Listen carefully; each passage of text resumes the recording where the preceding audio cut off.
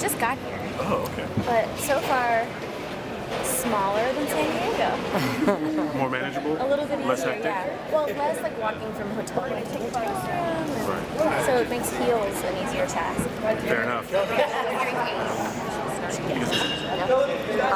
So, what was your experience with the character prior to voicing the character? Like, what were your first impressions? Well, I had read the books mainly because my friend Dan, who's here, sent me them, and he was like, "So crazy, you remind me of this character." And I read it, and I was like, "Oh my god, she talks like I talk." So then, and even now when I read her, I feel like I can hear her in my voice. Oh, nice. Which is maybe what people feel with a lot of characters that they can really resonate with. So Except it's you. Except now it really, literally is my voice. Yeah. This is nice. So, that's the max prep.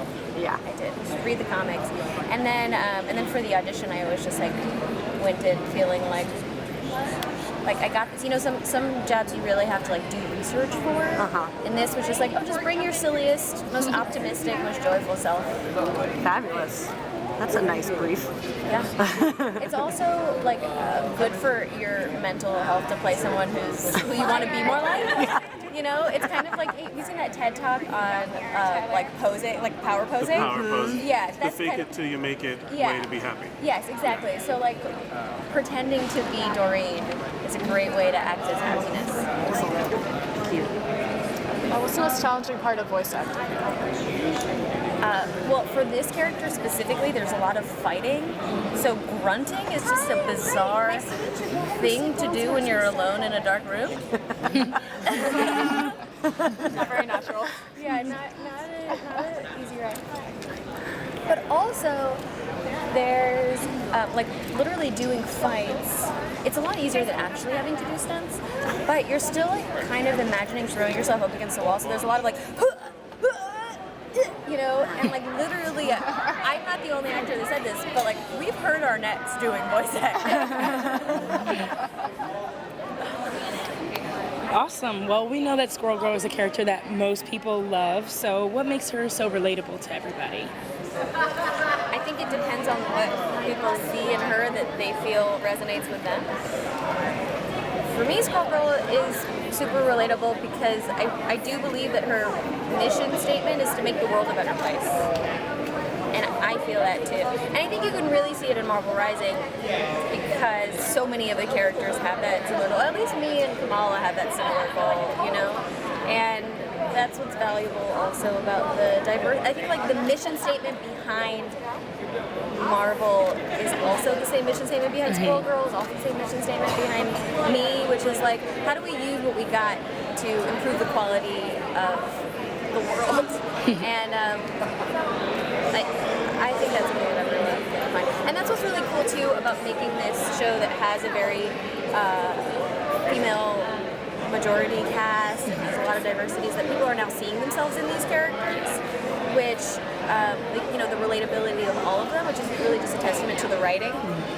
I think makes it. I think it's a great thing that people are seeing themselves in these characters who are not necessarily just like them, because then you can put yourself in those characters' shoes in the world. Yeah. Does that make sense? Did I have the Yes. circle? Yeah. Good deal. So originally you were supposed to play this character in the New Warriors games. Yeah. As live action. How Can't talk did, about it. I'm sorry. Do you want to ask a different question? what was your least favorite aspect of portraying this character? That you can only do it for 4 hours at a time. Because your voice goes out? What? Because your voice goes out, or you're I just think like, tapped? technically your voice changes after 4 Oh, hours. interesting. So the way that they protect, I think they like genuinely are trying to protect your vocal cords so Sure. that you're not like yelling for 4 hours. Yeah. But also, you know, the way that your voice sounds at 8 a.m. and the way your voice sounds at noon is different. Oh, wow. Yeah. That's interesting.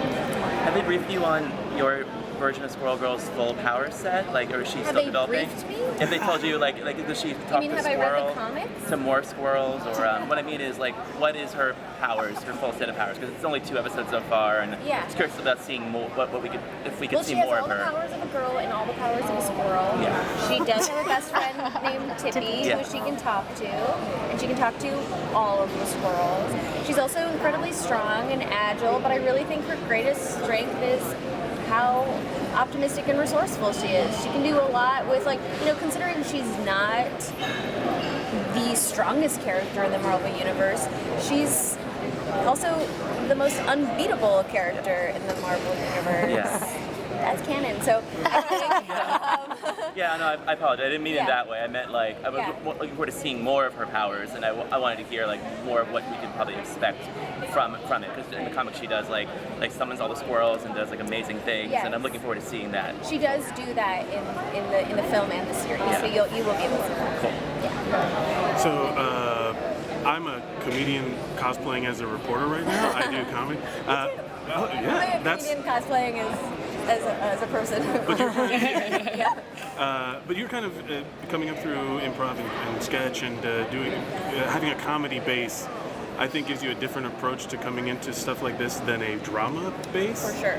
So, has there been any kind of improv moments that they've allowed you to do on mic, or is it strictly? It's rarer to do it in animation because a lot of the times the visuals have a preset timing, and it's frame by frame, very organized.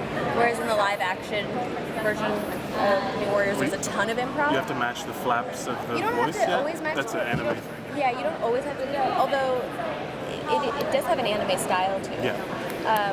Sometimes you have to do that, but there is a line in Marvel Rising that's improvised. There's like one line where somebody knocks me over and goes, "You made me do that," and I'm like, "That's not an apology."